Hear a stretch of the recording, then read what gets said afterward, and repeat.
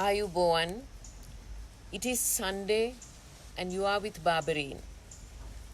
A different location to Barberine Reef or Barberine Sands or Barberine Beach or Barberine Waves.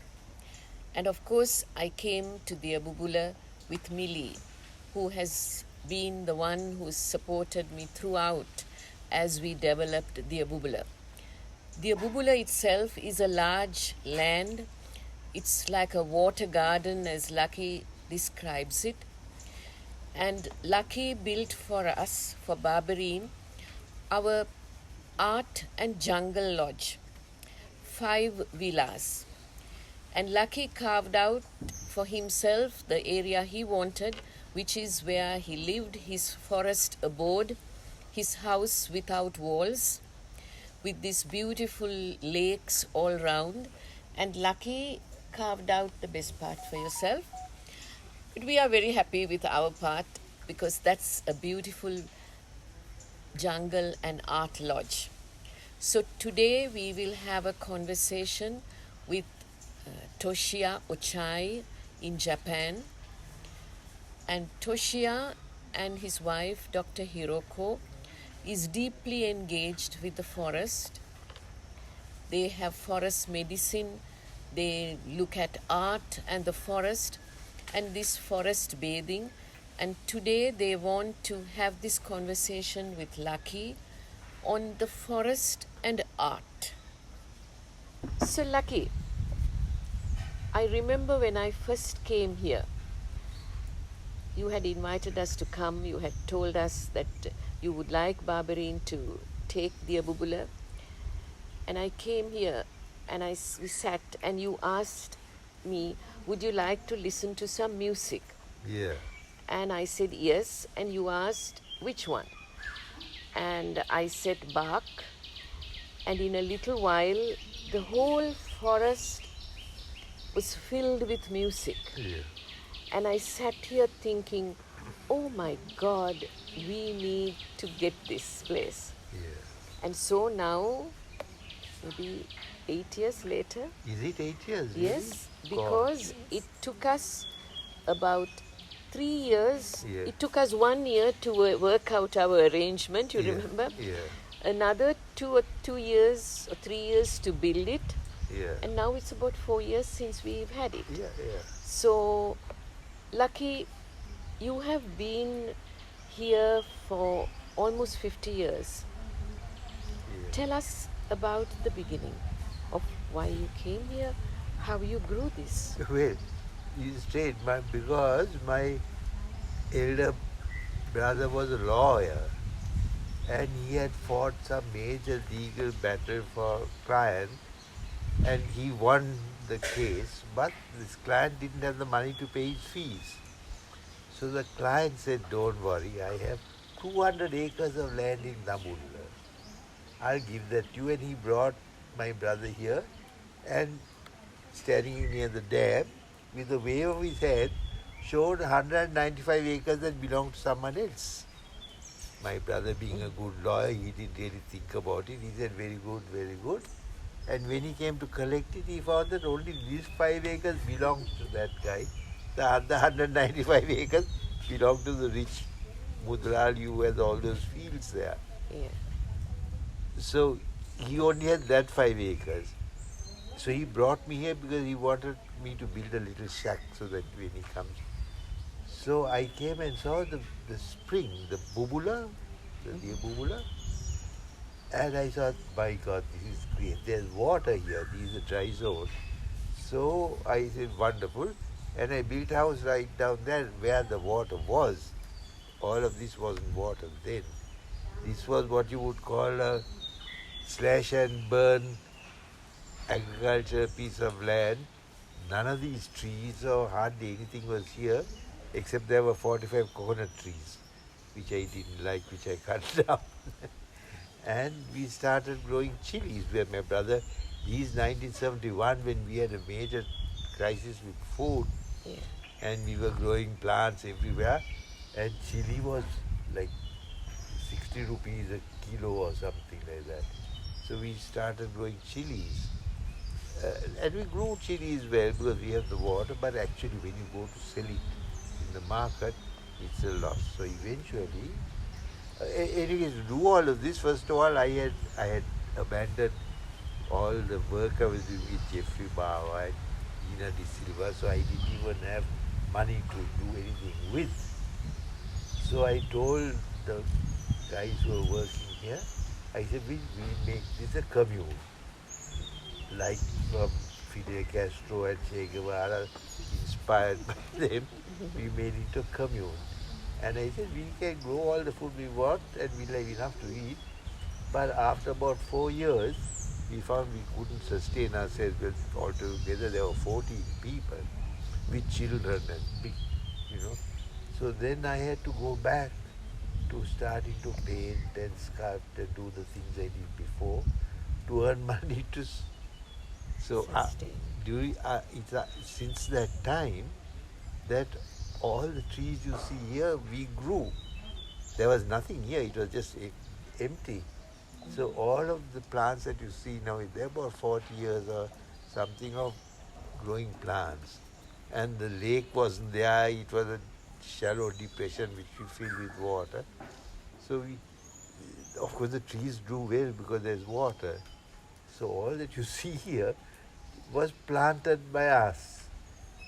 And we had a good time. We did all sorts of other things, but then I started making sculptures. So that's the thing that has sustained me with these young guys who are welding and doing things like that to be able to survive and so that they can survive too. So that's how it all started. But really started because my brother was a good lawyer. Like all lawyers, they think they know, because they know the law, they know everything else. Yeah, yeah, yeah.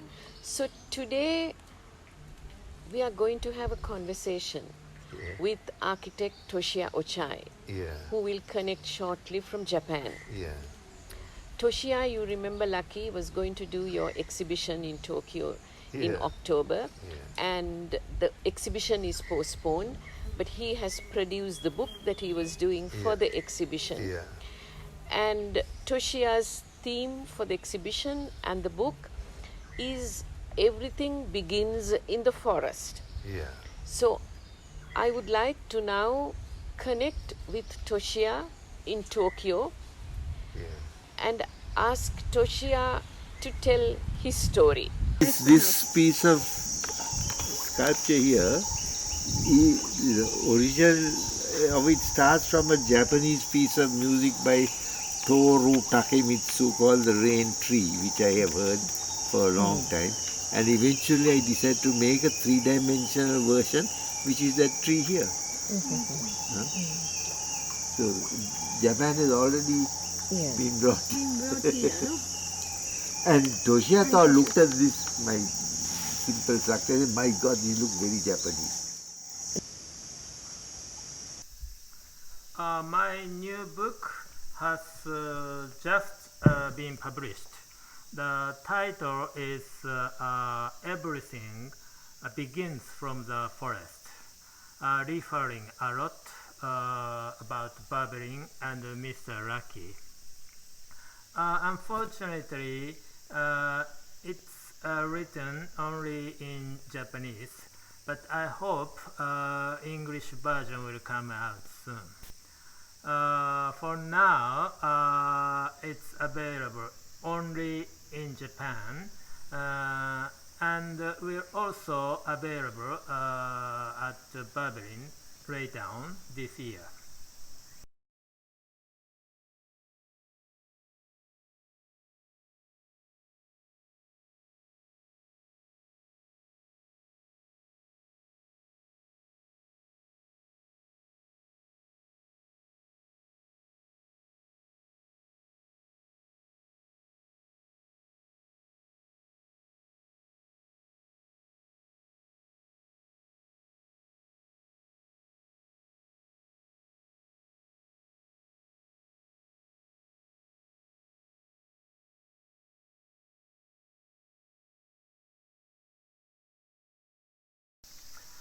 Today, I'm going to talk about forest and art and human health while referring to Mr. Raki's art and the Abugula forest with Babelin.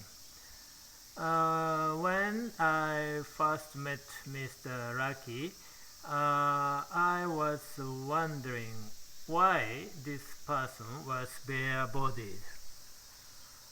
At that time, I was studying forest medicine, so I could guess the reason why. Forest environment, you have been taught by Dr. Pushpa and Dr. Hiroko in previous webinar from Babylon. Forest environment has a lot more information on five senses than the artificial environment such as our cities. Environmental information means light, sound, smell and skin sense, and so on. Take sound for example. Forest has full of sound, especially very high frequency sound that we cannot hear from our ear. But our brain responds to such hypersonic sound. How do you think we can get? We can catch this hypersonic sound through our skin. And moreover, this hypersonic sound could be said to be an essential nutrient for human to live healthy. We became stressed, became insensitive, and we became unable to catch these essential sound anymore. So I think we have to regain the bare skin sensation somehow, like Mr. Lucky, to regain true health. So, Lucky, now Toshiya talked about the forest environment and the five sensors and absorbing the energy. What do you think of that idea? Is that something you experienced? You can see that possibility? No, I mean, I don't really feel this inspiration due to nature. I mean, from the time I was very small, we used to live in a remote area of Sri Lanka, which was a coconut estate, but it had a lot of forest around. So every day I would be going out and checking the butterflies and the birds and various things in the forest, including trees. And so that I was very much fond of being in the forest as opposed to being in a city. Then unfortunately I had to go to school when I was like 7, and it was a boring patch of. But by then, when I left school, I thought by the time I'm 30, I'm going to retire. I even didn't have a job, but I thought by the time you're 30, you have to retire and go back to the forest.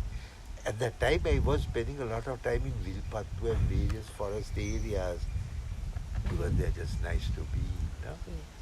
So eventually, I worked for Jeffrey Bauer and Ina De Silva in art and architecture and various things. And by the time I was 30, I stopped working. I resigned from all these places, and I was now dependent on doing sculptures and paintings for many of Jeffrey Bauer's buildings. And it's at that time that my brother got hold of this place, and he wanted me to design a house. So I said, okay, I'll be the manager. Of course, I knew nothing about agriculture, right? So I came here with the handbook for the young farmer to do agriculture, since I didn't know anything, but that was a very good book. And so we started doing planting like chilies and onions and stuff that you could eat. But that didn't, I mean, we earned some money, but not enough for 14 people with medicine and all that sort of thing. So then I thought we'll abandon the agriculture, and all those fields that you see that were now full of, they were bare pits of land in which we grew onions and stuff. So we started growing back the forest, and that would have been like 1975. Yeah. So since then, all the trees that you see are something like over 30 years old, and they have formed. I thought I'd probably be dead before all these trees joined at the top, you know. But I'm still alive, thank God. All of this was empty. The trees weren't that big, no. So now it's like almost covered in forest. And let me tell you, it's the coolest place in Dambulla.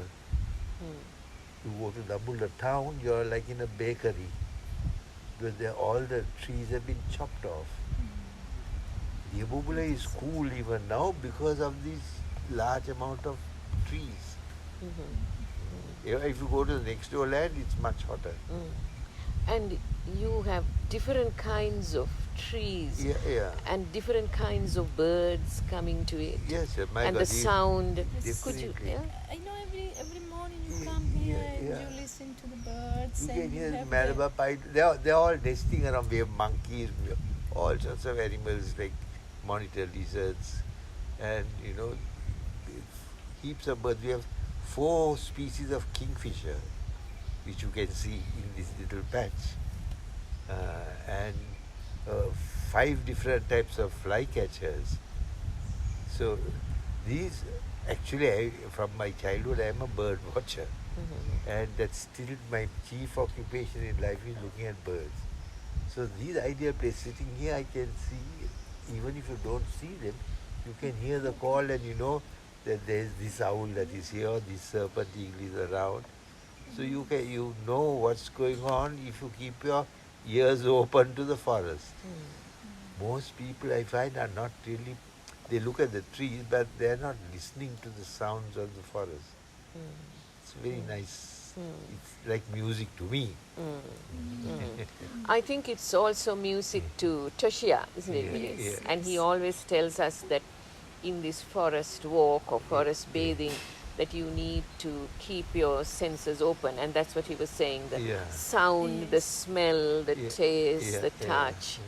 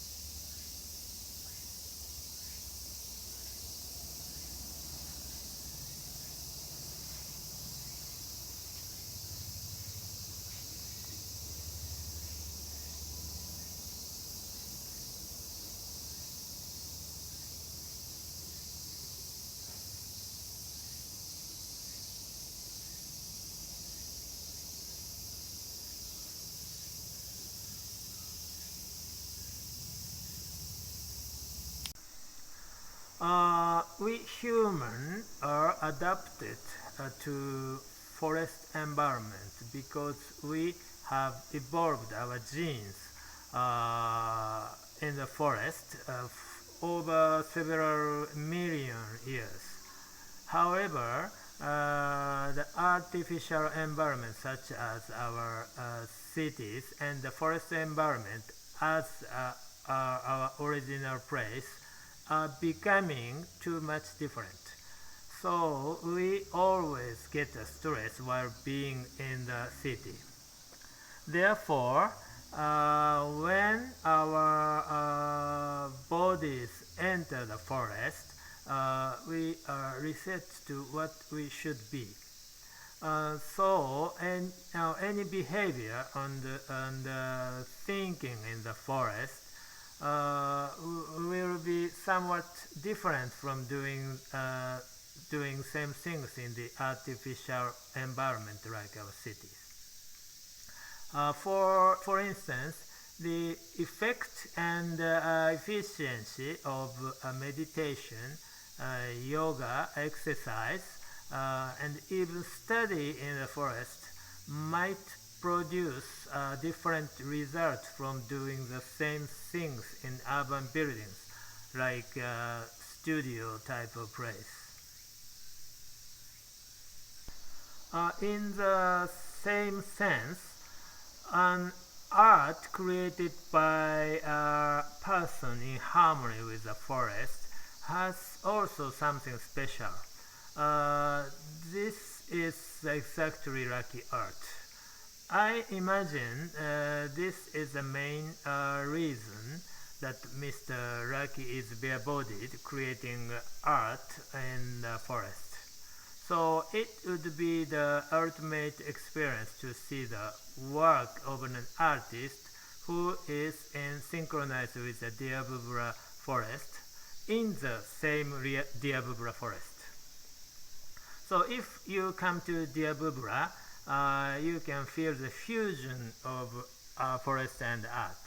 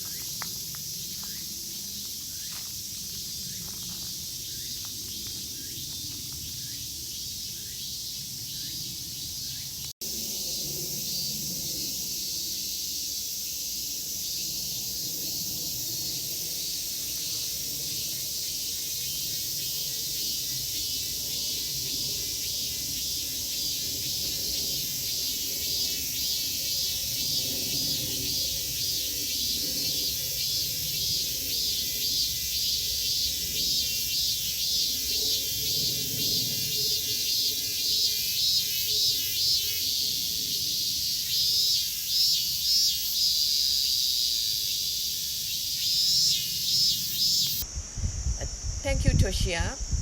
So, Lucky, you lived in the city for a while. Yeah. You had to go back to the city when you were working, but you always came back to the forest.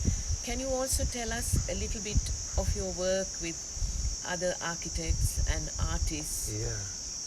and how that art you continued when you came to the Abugula? Well, I worked with Jeffrey Bawa, and he's, in a way, he's my patron. If not for him, I wouldn't be an artist, because he gave me whole lots of sculptures and paintings in his hotels and buildings, and most of them are fairly large sculptures, not small ones.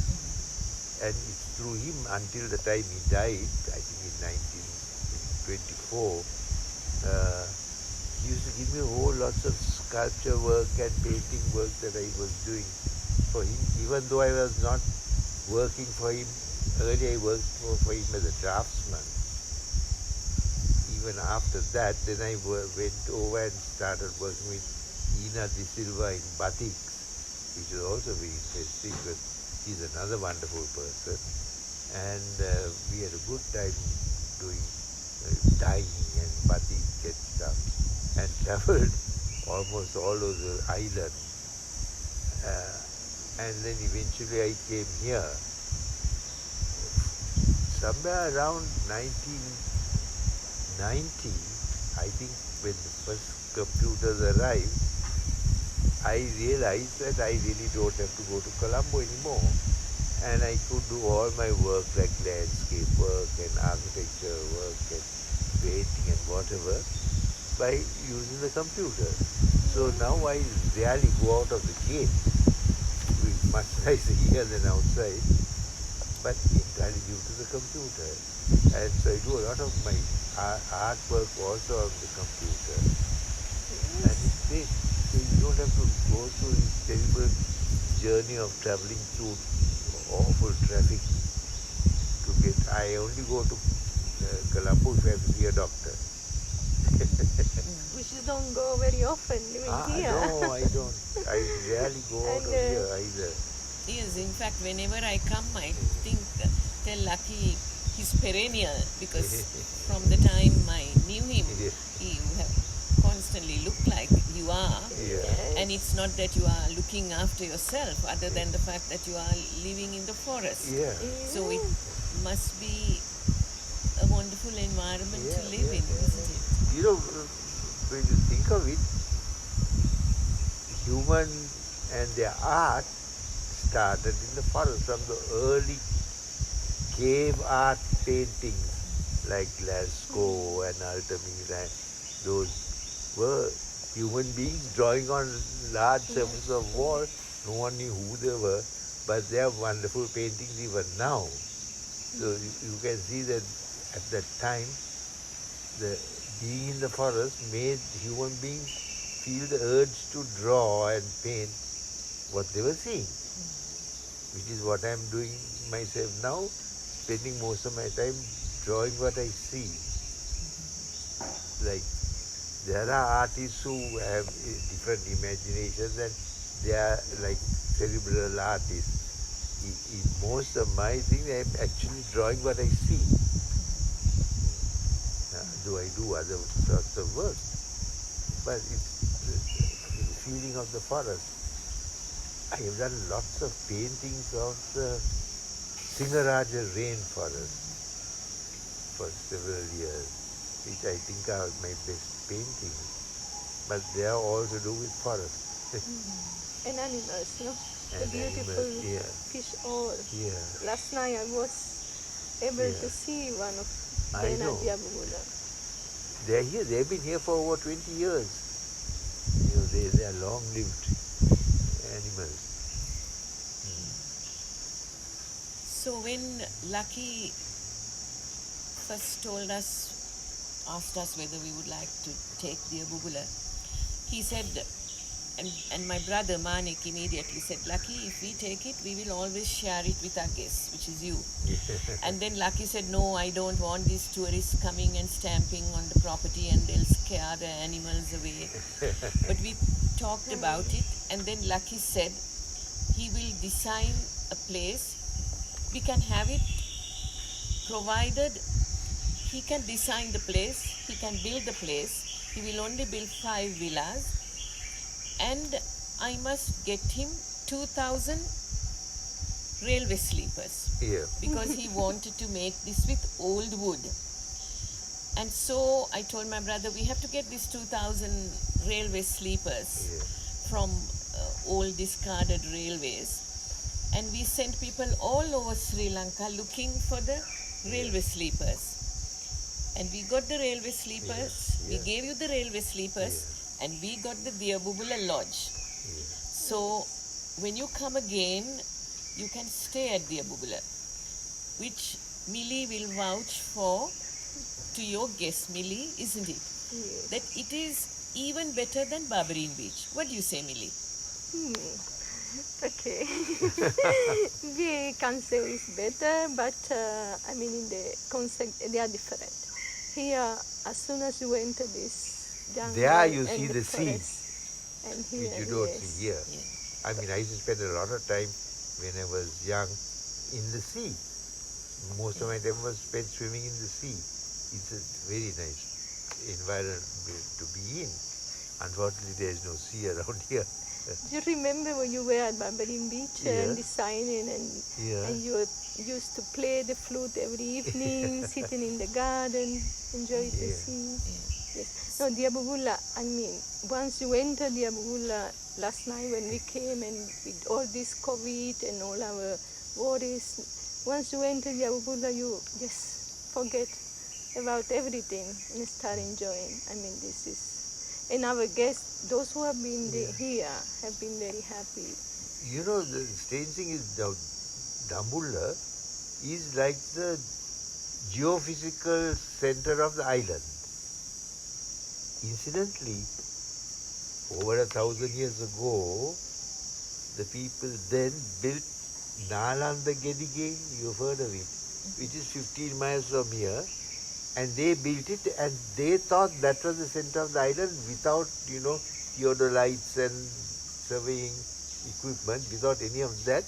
They had figured out that the new point is in near the Dambulla rest house. There's a fenced place that the survey department has said that this is where they start all the surveying points from. It's only 15 miles away. How did these people 1,000 years ago figure out that that was the center of the island? And after 1,000 years, the course must have changed so that it was a center. That's amazing how they did that. Any case, this is good for people who come here, like your guests who come here. It's close to Anuradhapura, Polonnaruwa, various points. So it's a good location to be in. Yes. And so, Lucky, are you glad that we were the ones who eventually took over the Abugula? Yes, of course. I'm delighted that I knew the moment I die, no one is going to look after this. What happened? No, I mean, it would have become a forest, but no one would have been checking it. And So you thought about Barberine and well, I didn't think of Barberine. I thought of Manik and Geeta using this as a sort of base camp. That's my dream, that one day we will be here. Yes. I mean, I remember the first time I came and I slept in your open accommodation. And in the night I woke up and there were the sounds of the forest, things dropping on the water. And for a city girl like me, it was quite something. So that's many years ago. We have lived here happily, and so many people have come and enjoyed it. And Toshiya and his wife, Dr. Hiroko, are two of our favorite guests who have also inspired us to try and see how we share this art with others. So thank you so much, Toshiya and Hiroko. And thank you all very much for joining our webinar. and Millie, who is my soulmate. We do so much together. And of course, Lucky. Thank you, Lucky. And A thank you very pleasure. much. Thank you.